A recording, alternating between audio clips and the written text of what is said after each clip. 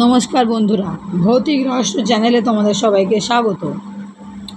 আজকে তোমাদের যে গল্পটি শোনাবো, গল্পটি বিভূতিভূষণ বন্দ্যোপাধ্যায় রচিত বিরজা হোম ও তার বাধা।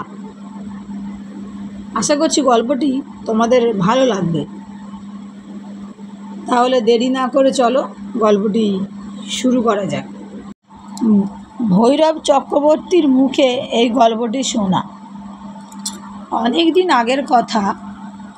রোয়ালেক বাদরপুর খুলনা হাই স্কুলে আমি তখন শিক্ষক। নতুন কলেজ থেকে বার হয়ে সেখানে গিয়েছি। ভৈরব চক্রবর্তী ওই গ্রামের একজন নিষ্ঠাবান সেকেলে ব্রাহ্মণ পণ্ডিত।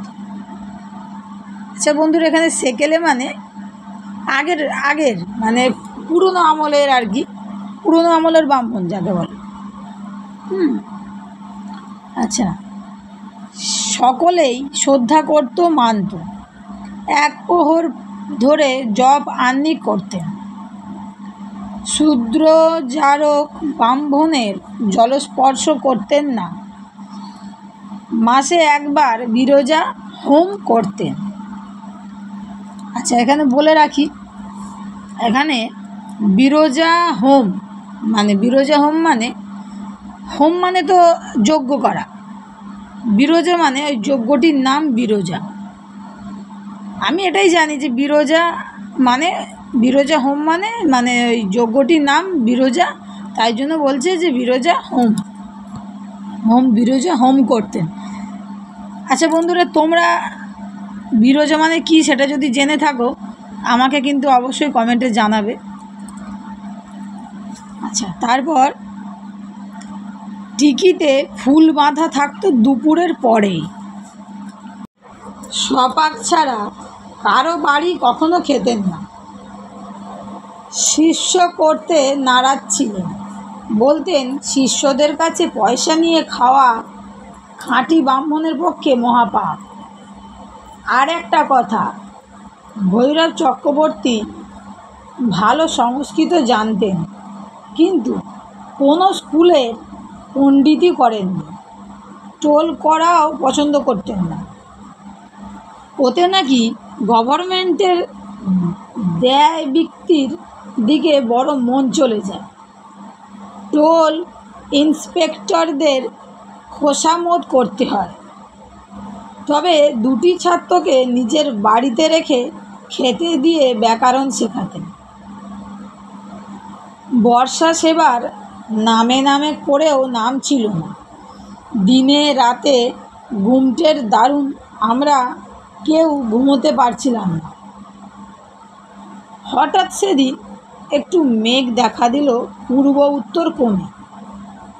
বেলা 3টে। স্কুল খুলেছে গ্রীষ্মের ছুটির পরে, কিন্তু এত দুর্দান্ত গরম যে পুনরায় সকালে স্কুল করার জন্য ছেলেরা তদবির করছে। মাস্টারদেরও উস্কানি তাতে ছিল 12 আনা। হেডমাস্টার আপিস ঘরে বসে আছে। গোপীবাবু ইতিহাসের মাস্টার গিয়ে উত্তেজিতভাবে বললেন, স্যার, মেয়ে করেছে মুরলী মুখুজ্জে, এই নামেই তিনি এ অঞ্চলের ছাত্রদের মধ্যে কুখ্যাত। গম্ভীর স্বরে বললেন, কিসের মেঘ?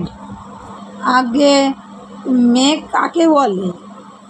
কি হয়েছে তাতে? আগে বৃষ্টি হবে।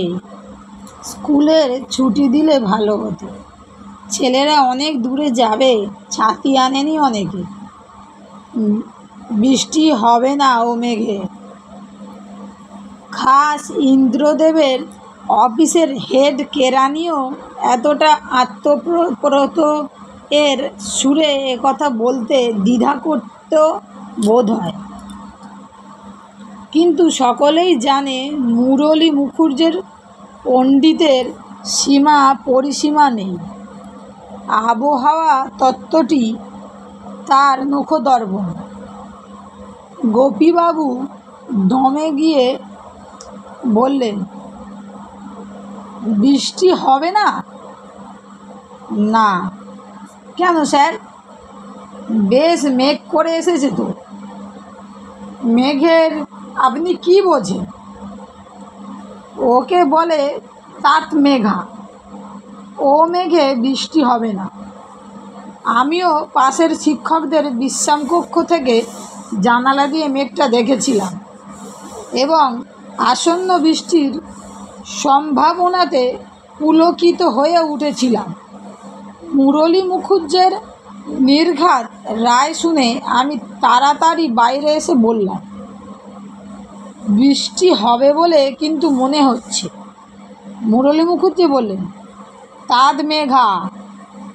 মেঘ হলেই বৃষ্টি হয় না। কোন মেঘে বৃষ্টি হয়? এখন বৃষ্টি হবে আলট্রা স্ট্রোটোস মেঘ, যাকে বলে স্ট্রিট ক্লাউড। ও, তাছাড়া হাওয়া বইছে দক্ষিণ থেকে। মনসুনের আগে হাওয়া ঘুরে যাবে পূবে। ও, আর কোনো কথা বলতে আমাদের সাহস হলো না। কিন্তু ইন্দ্রদেব সেদিন বড়ই অপদস্থ করলেন আবহাওয়া তত্ত্ববিদ মুরলী মুখুজ্জেকে। আচ্ছা বন্ধুরা, এখানে বলি, মুরলী মুখুজ্জে হলো ওই স্কুলের, মানে খুলনা হাই স্কুলের হেডমাস্টার। একটু রাগী, সবাই কথা বলতে একটু ইতস্তত বোধ করে আর কি। আচ্ছা, তারপর মিনিট 15 মধ্যেই মেঘের চেহারা ঘন কালো হয়ে উঠল। মেঘের চাদর ঢাকা পড়ল আরও ঘন, আরও একখানা মেঘের চাদর। তারপর স্কুলের ছুটি হওয়ার সামান্য কিছু আগেই ঝমঝম মুষলধারে বর্ষা নামল। পুরো 2 ঘন্টা ধরে খাল বিল নালা ডোবা ভাসিয়ে রাম বৃষ্টি হওয়ার পরে বেলা 5:30টার সময় আকাশ ধরে গেল। ছেলেরা তখনও পর্যন্ত স্কুলেই আটকে ছিল। কোথায় আর যাবে? সবাই আমরা আটকে পড়েছিলাম। গোপীবাবু জয়গর্বে উৎফুল্ল হয়ে মুরলী মুখুজ্জেকে গিয়ে বললেন, দেখলেন স্যার, তখন বললাম বৃষ্টি আসবে, তখন ছুটিটা দিলে আর এমন হতো না। আচ্ছা, এখানে তোমাদের বলি, গোপীবাবু যে বলছে আর কি, গোপীবাবু ইনি হচ্ছেন ইতিহাসের মাস্টার। ইনিও ভয় পায় হেডমাস্টারকে, মানে মুরলী মুখুজ্জেকে ভয় পায়। আচ্ছা, মুরলীবাবু বললেন, অমন হয়ে থাকে, ইতিহাস তো পড়ান, একটু ভালো করে পড়ান, পড়ালে বুঝতেন। জগতে স্পেস অ্যান্ড টাইম নিয়ে অনেক আশ্চর্য ঘটনা ঘটে। ওডওয়ার্ড গার্নেটের প্রবন্ধ পড়ে দেখবেন এবছরের ম্যাথামেটিক্যাল গ্যাজেটে, বুঝলেন? সেটা কি? অ্যালিস ইন ওয়ান্ডারল্যান্ড পড়েছেন তো? অঙ্কশাস্ত্রে অ্যালিস থ্রু লুকিং গ্লাসের পরীক্ষা আর কি, পড়ে দেখুন। গোপীবাবু চলে এলেন। অঙ্কশাস্ত্রের কথা উঠলেই স্বভাবত তিনি সংকুচিত হয়ে পড়েন। বৃষ্টি থেমেছে। স্কুল থেকে বেরিয়ে আমি আর গোপীবাবু চলেছি। দুজনেই আমরা মনে মনে বড় খুশি। হেডমাস্টারকে আজ বড় জব্দ করা গিয়েছে। রোজ রোজ কেবল চালাকি। এমন সময় ভৈরব চক্রবর্তীর বাড়ি দাওয়ায় দেখি ভৈরব চক্রবর্তী দাঁড়িয়ে, খুব খুশি মন। আমাকে দেখে ডেকে বললেন, কেমন ননীবাবু, বৃষ্টি হলো তো? এই যে চক্রবর্তী মশাই, নমস্কার। তা হলো হবে না, আজ 3 দিন থেকে হোম করছি বৃষ্টির জন্য। ওর বাবাকে হতে হবে। অবশ্যই বৃষ্টির পিতৃদেবকে তা ভালো জানা ছিল না। বললাম, বলেন কি?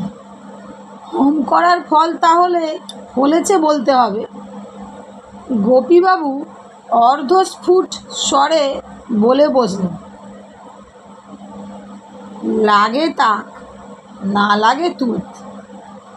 ভৈরব চক্রবর্তী কথাটা শুনতে পেয়ে বললেন, আসুন দুজনেই আমার বাড়ি মাস্টারবাবু, দেখুন দেখাই। গোপীবাবু ও আমি দুজনেই দাওয়ায় গিয়ে বসলাম। মনটা বেশ ভালো।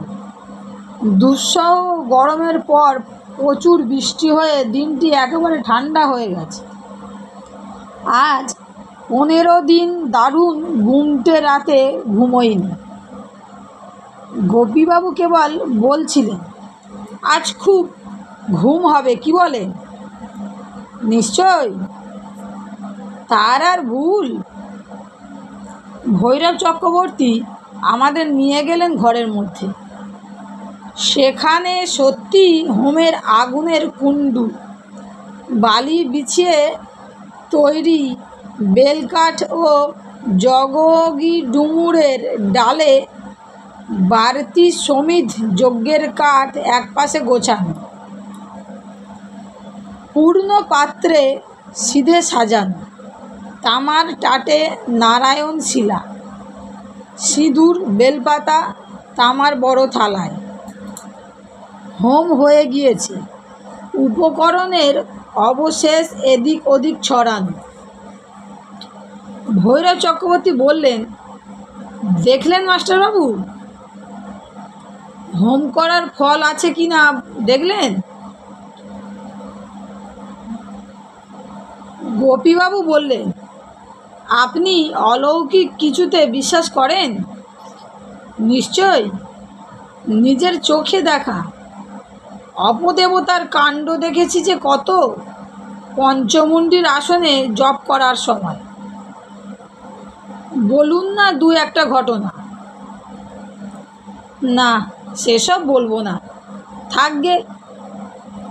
কিন্তু আজ 1 বছরও হয়নি একটা অলৌকিক কাণ্ড দেখেছিলাম এক যজমান বাড়ি।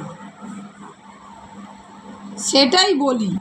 আচ্ছা বন্ধুরা, এখানে তোমাদের আরেকটা কথা জানাই। যজমান বাড়িটা কী বলো তো? যজমান বাড়িটা হচ্ছে কোনো ব্রাহ্মণ মানে একটা বাড়িতে পুজো করছে, সেই বাড়ির লোকেদের সেই ব্রাহ্মণের পুজো দেখে ভালো লাগলো। তাদের বাড়িতে যত পুজো হবে, যত পুজো, লক্ষ্মী পুজো, কার্তিক পুজো, গণেশ পুজো, কালী পুজো, যাই পুজো হোক না কেন, অন্য আর কোনো ব্রাহ্মণ ডাকবে না, সেই ব্রাহ্মণকেই সব পুজো করাবে, সেই ব্রাহ্মণকে দিয়ে, মানে বাঁধা ধরা আর কি। মানে অন্য কোনো ব্রাহ্মণ আর তাদের বাড়িতে পুজো করবে না, সেই ব্রাহ্মণই পুজো করবে। সেই বাড়িটাকে যজমান বলা হয়। যেই বাড়িতে একই ব্রাহ্মণ সব পুজো করবে, সেই বাড়িকেই ওই ব্রাহ্মণরা যজমান বলে, তাদের যজমান আর কি। সেই যজমান বাড়িতে মানে যাই পুজো হবে না কেন, ওই ব্রাহ্মণ সেই বাড়িতেই করবে পুজো। আর সেই বাড়ির লোকেরা ওই ব্রাহ্মণ ছাড়া অন্য কোনো ব্রাহ্মণকে দিয়ে পুজো করাবে না। আচ্ছা, সেইটাই বলি, একটু চা করতে বলি। এমন সময় আবার কালো মেঘ করে বৃষ্টি শুরু হলো। অন্ধকার হয়ে এলো চারিদিক। ঝড় উঠল, খুব ঠান্ডা হাওয়ার। ঝরঝর করে পাকা জাম পড়তে লাগলো চক্রবর্তী মশাইয়ের বাড়ির সামনের গাছটা থেকে। চক্রবর্তী মশাইয়ের বাড়ির সামনে একটা জাম গাছ আছে, জাম গাছটা থেকে ঝড়ে জাম পড়তে লাগলো। নতুন জলে ব্যাঙ ডাকতে লাগলো চারিদিকে। চা এলো, আমরা ছাতি নিয়ে বেরোইনি। এই বৃষ্টি মাথায় করে যাবার উপায় নেই। বেশ জমিয়ে গল্প শুনবার জন্যে ভৈরব চক্রবর্তীর মাটির দাওয়ার মাদুরের ওপর বসে গেলাম।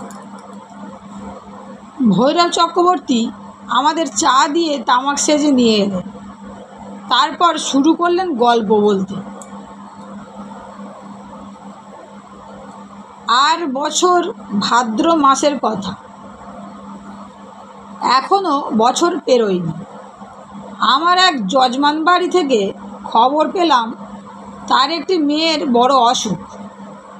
আমাকে তার বাড়িতে গিয়ে বিরজা হোম করতে হবে মেয়েটির জন্য।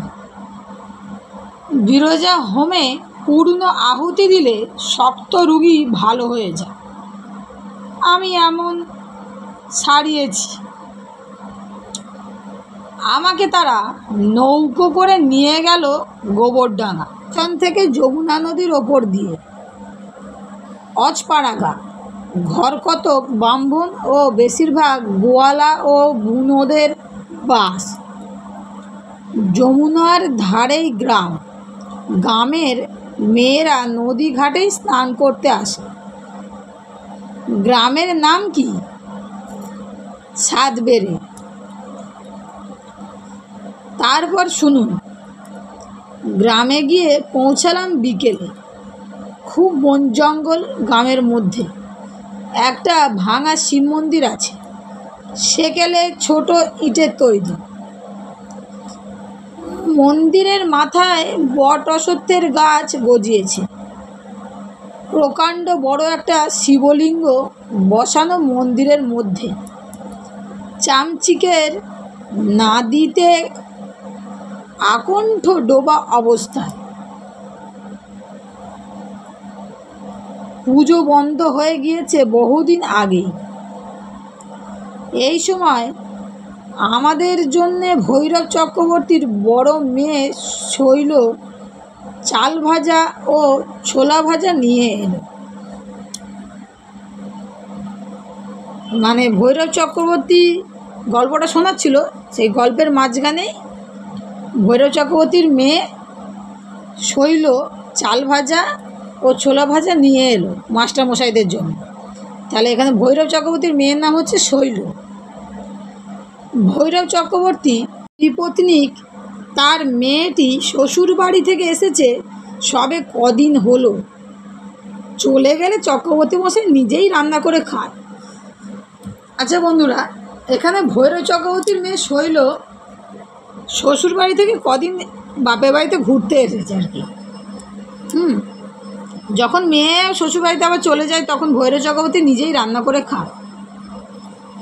আচ্ছা, আমরা সকলেই খাবার খেতে আরম্ভ করে দিলাম, ভৈরব চক্রবর্তীও সেই সঙ্গে।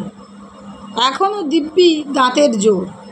ওই বয়সে এমন চাল ছোলা ভাজা যে খেতে পারে তার বহুদিনেও দাঁত নষ্ট হবে না। তিনি খেতে খেতেই বলে চললেন, এই শিব মন্দিরটার কথা মনে রাখবেন, এর সঙ্গে আমার গল্পের সম্পর্ক আছে। তারপর আমরা গিয়ে সে বাড়ি উঠে হাত পা ধুয়ে জল খেয়ে ঠান্ডা হবার পর গৃহস্বামী একটি ঘরে আমায় নিয়ে গেলেন। অসুস্থ মেয়েটি সেই ঘরে শুয়ে আছে। বয়স 13-14 হবে। নিতান্ত রোগা নয়, বেশ মোটা সোটা ছিল বোঝা যায়। গলায় একরাশ মাদুলি। মেয়েটি চোখ বুজে এক পাশ ফিরে শুয়ে আছে। আমি ঘরের মধ্যে ঢুকতেই একবার সে মাথা তুলে তাকিয়ে দেখে আবার পাশ ফিরল। মেয়েটির গায়ে জ্বর, বেশ জ্বর, 3-এর কাছাকাছি হবে। চোখে ক্লান্ত দৃষ্টি, চোখের কোণে সামান্য লাল। নাড়ি দেখলাম বেশ নাড়ি, শক্তই আছে। হঠাৎ কোনো ভয়ের কারণ আছে বলে মনে হলো না। তাছাড়া আমার ওপর মেয়ের চিকিৎসার ভার নেই, আমি এসেছি হোম করতে। গৃহস্বামী বললেন, আপনি আশীর্বাদ করুন। আচ্ছা বন্ধুরা, এখানে তোমাদের কাছে আমি একটা জিনিস জানতে চাইছি, গৃহস্বামী মানে কি? গৃহস্বামী মানে কি এটা আমি জানতে চাই। এটা আমি ঠিক জানি না, বুঝতে পারছি না গৃহস্বামী মানে কি। এটা আমাকে একটু কমেন্টে তোমরা জানিও। গৃহস্বামী বললেন, আপনি আশীর্বাদ করুন, পায়ের ধুলো দিন মাথায় ওর। পায়ের ধুলো মাথায় দিতে যাচ্ছি, এমন সময় হঠাৎ গৃহস্বামী আছাড় খেয়ে পড়ে গেল খাটের পাশে। আমি চমকে উঠলাম, হাত নড়ে গেল। লোকজন দৌড়ে এলো কি হয়েছে দেখতে। কিছুই সেখানে নেই, না একটা কলার খোসা, না কিছু। লোকটি পড়ল কি করে? পায়ের ধুলো দেবার কথা চাপা পড়ে গেল। গৃহস্বামী মাথায় ও মুখে ওর বড় শালা ঠান্ডা জল দিতে লাগল। মেয়েটি ফুপিয়ে ফুপিয়ে কাঁদতে লাগলো। সে এক হইচই ব্যাপার। আমার মনটা খারাপ হয়ে গেল। আমি তান্ত্রিক হোম করি, কিছু কিছু দৈব ঘটনা বুঝি, লক্ষণ প্রতিলক্ষণ, চিহ্ন আর ইঙ্গিত এই নিয়ে দৈব। গোড়াতেই এর লক্ষণ খারাপ বলে যেন মনে হচ্ছে। তবে কি হোম বসবো না?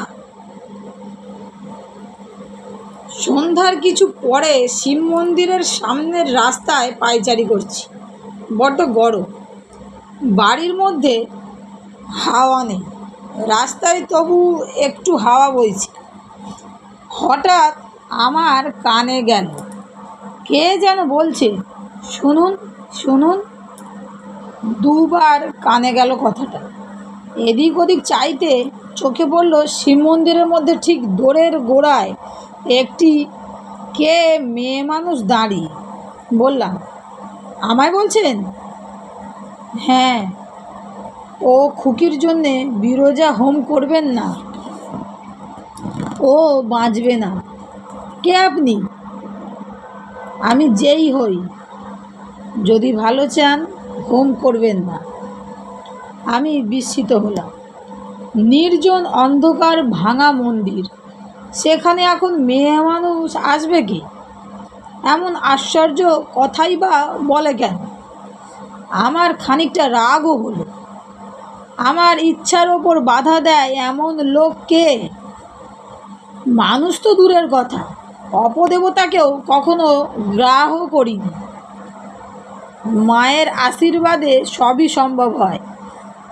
ভৈরব চক্রবর্তীকে ভয় দেখানো সহজ নয়। আমার এই অদ্ভুত দর্শনের কথা বাড়ি ফিরে কাউকে বললাম না। রাতে বসে হোমের জিনিসপত্রের ফর্দও করে দিলাম। তারপর রাত 8টা বাজল। গৃহস্বামী আমাকে রান্নাবান্না করতে বললেন।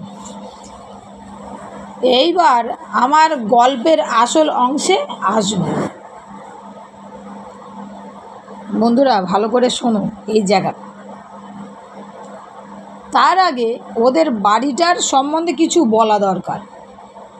বাড়িটা খুব পুরনো, কোঠা বাড়ি, কোনো সিঁড়ি সৌষ্ঠব নেই, কিন্তু দোতলা।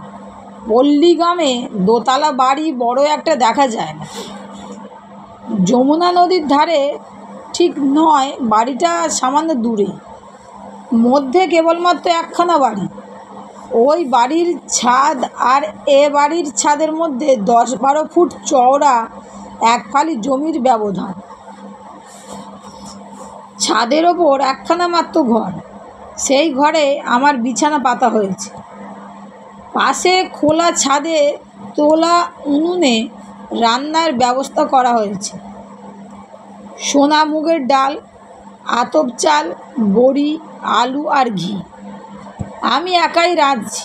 রান্নার সময় কাছে কেউ থাকে আমি পছন্দ করি না। রান্নার আগে একবার চা করে খেলাম, পরে তৈরি চা খেয়ে তৃপ্তি পাইনি। রান্না করতে রাত হয়ে গেল। রাত সম্পূর্ণ অন্ধকার। একটু জিরিয়ে তামাক খেয়ে নিয়ে ভাত বেড়ে নিলাম হাঁড়ি থেকে, আঙট কলার পাতি। তারপর খেতে বসবার সঙ্গে সঙ্গেই মনে হলো ছাদে আমি একা নই।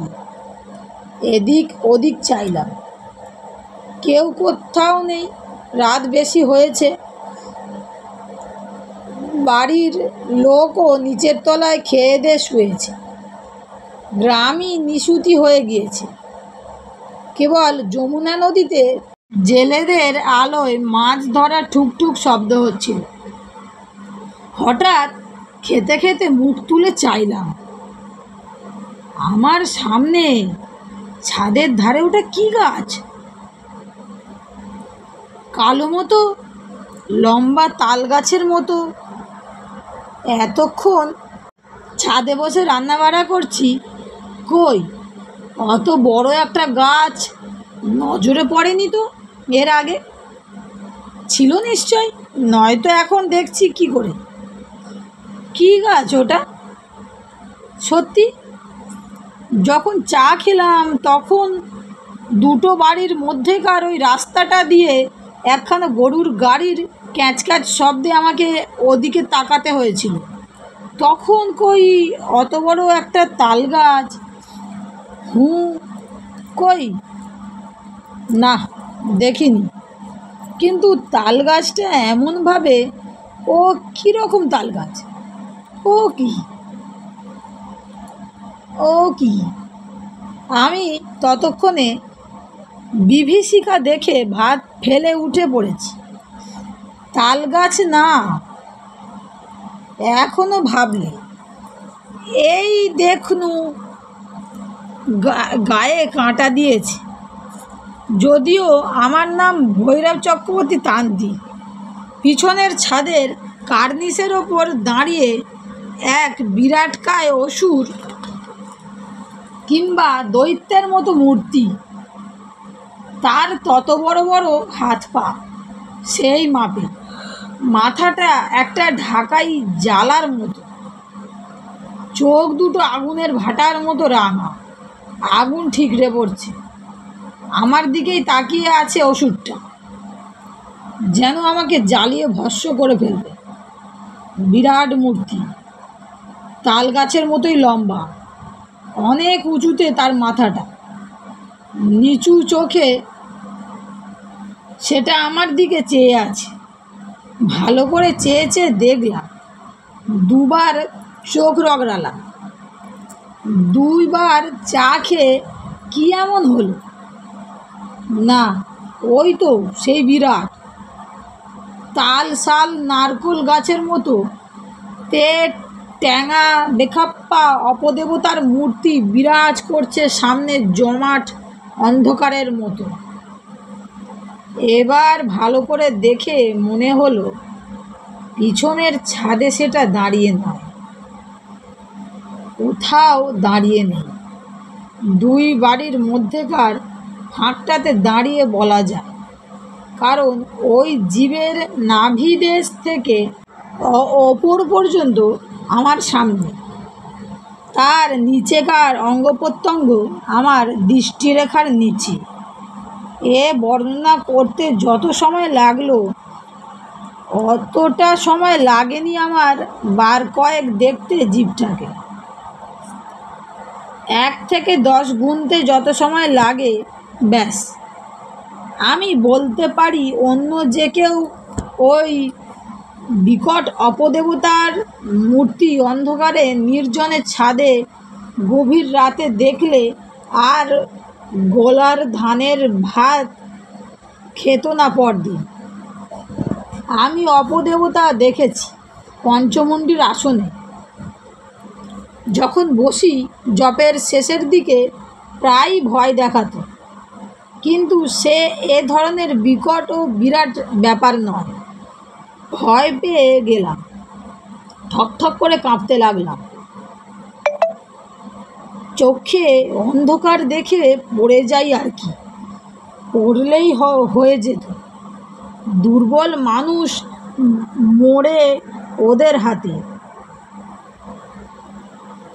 মন সবল হলে ওরাই পালায়। নিজেকে তক্ষুনি সামলে নিলাম, তারা মন্ত্র জপ শুরু করলাম জোরে জোরে। ওম তারা দেব্যাই নমঃ, ওম তারা দেব্যাই নমঃ। সেই দিকে চেয়ে মন্ত্র জপ করতে করতে ক্রমে মূর্তি মিলিয়ে গেল অন্ধকারে। মূর্তিটা আমার সামনে সব শুদ্ধ দাঁড়িয়েছিল। 1 থেকে 30 গুনতে যতটা সময় নেয় ততটা, এর খুব বেশি হবে না কখন। সেটা মিলিয়ে যেতে আর একবার চোখ রগড়ালাম, কিছু নেই। বিশ্বাস করুন, প্রায় সঙ্গে সঙ্গেই নিচের তলা থেকে কান্নাকাটি উঠল। রুগী মেয়েটি মারা গিয়েছে। তক্ষুনি এটি জিজ্ঞেস করছে মাস্টারমশাই, মাস্টারমশাইটার নাম কী ছিল? আচ্ছা, এখানে তোমাদের বলি, ভৈরব চক্রবর্তী বাবুর বাড়িতে, মানে ভৈরব চক্রবর্তী যে ব্রাহ্মণের বাড়িতে যে দুজন মাস্টার এসেছিল, সেই মাস্টার দুটির নাম কী ছিল এটি তোমাদের আমাকে বলতে হবে কমেন্টে, ঠিক আছে? তারপর রুগী মেয়েটি মারা গিয়েছে। তক্ষুনি এ ব্যাপারের কোনো ব্যাখ্যা দিতে আমি রাজি নই।